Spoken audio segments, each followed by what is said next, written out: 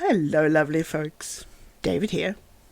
Welcome to episode 19 of my Noob Let's Play series, where I stumble about learning all the things in survival Minecraft that I didn't learn over the last 10 years because I was too busy playing in creative. Firstly, look. We're now playing in 1.21 with all the new blocks. Woot! I had a whole 3 hours without Fibrofog the other day, and I managed to update my mods and this game to 1.21. So there may be trial chambers and pretty armor in our future, which is really exciting. Secondly, and a little bit less joyously, is that when I posted last week's episode, I was not happy with it. I was frustrated because I ended up spending much of my precious little work time grinding for resources, which then left less time for building and editing. As a result, I didn't finish the hub network and I didn't have a second half of the episode, so it was very short. Now, I try really hard to improve from video to video. I want to make videos that are as good as I can make them, and I'm sorry that I posted something that didn't really rise to that goal. So, after thinking about it for a few days, I've finally admitted to myself that I am really struggling with building in survival. Being a beginner again is so frustrating, and it's kind of worse than the first time around because I now know what I could make, but can't currently do in survival. And that feeling means that all I see in my survival builds is how it falls short. That's not to say I don't enjoy it at all. I really like the bridge, for example. But it could be more. It could be bigger. It could be more textured. But it isn't because doing all of those things is too hard and labour intensive given the small amount of time I get week to week. I intended this series to kind of force me to learn the stuff I've been avoiding learning, like making potions and getting netherite. And with everything else, this challenge has worked and been thoroughly enjoyable. But the truth is, I really like building in creative. It's my happy place. So, how's about we compromise?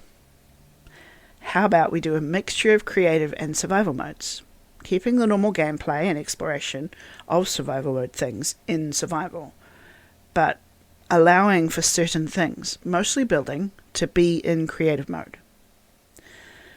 I want to try out this idea in this episode. Let me know what you think in the comments. So I'll pick something I've been avoiding all of this time, and as a reward, I'll also get to do some creative mode building. So it's like bribery, but hopefully a bit more interesting than watching infinite digging in the nether, like last week. A few years ago, I was given a kid's beginner Redstone book, and while it's way out of date, I thought it might give me an incremental guide to where to start learning. I'll go through the book and try out the exercises, probably in my design world at first, and if something doesn't work because the rules are different now, I'll then have to go research why and figure out how to fix the problem. Now, I learn best with practical problem solving, so this will probably work to get around the learning block I've had with Redstone, and hopefully it'll also help me manage the Fibrofog problem. If it doesn't, at the very least, it'll be entertaining for all of you lovely folks to watch me screw it up. So, come join me on the journey to learn more about Redstone. Wish me luck, and cue the cut to my design world. Alright, so this is my design world. It's made up about a third me designing builds, a third of me trying new things like functional lava casting, and a third of me failing to master redstone contraptions, which is something I want to change.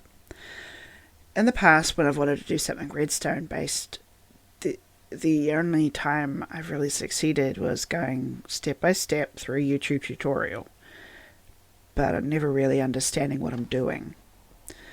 And I want to do more than that. I want to really understand how it all works. And if I can master that, maybe one day I can make my own redstone monstrosities. Now, I have a number of chronic issues which affect my learning capacity. The fibrofog, from a condition called fibromyalgia, is the one I complain about the most. But I'm also autistic and go into overwhelm really quickly. And there are signs I might also be dyslexic, so that doesn't help, even at the best of times. But the worst of the problems that I don't really talk about is that I actually have a form of amnesia. It affects my short-term memory, and it's severe enough that I can't read books, because when I wake up the next morning, I don't remember enough of the plot to be able to continue reading. And the only reliable way around it is to either read each section 4 or 5 times before proceeding to the next, or to listen to audiobooks instead. Now, over the last decade since it started, I've learned all sorts of ways to get around the amnesia, but so far my attempts at learning about Redstone and then retaining that information have failed. Having said all of this, I imagine you won't be surprised to hear that I'm really nervous and anticipating this is going to be quite hard. But hard doesn't mean impossible, and I'm stubborn, so I'm going to try anyway. And I'm hoping the knowledge that I have an audience will make me push through. So, would you stick with me? Hold my metaphorical hand? Help me kick chronic illness in the butt? So, the plan is to do this episode's learning by picking a project and trying to learn all the knowledge I need to complete it. And I've chosen a piston door with a pressure plate.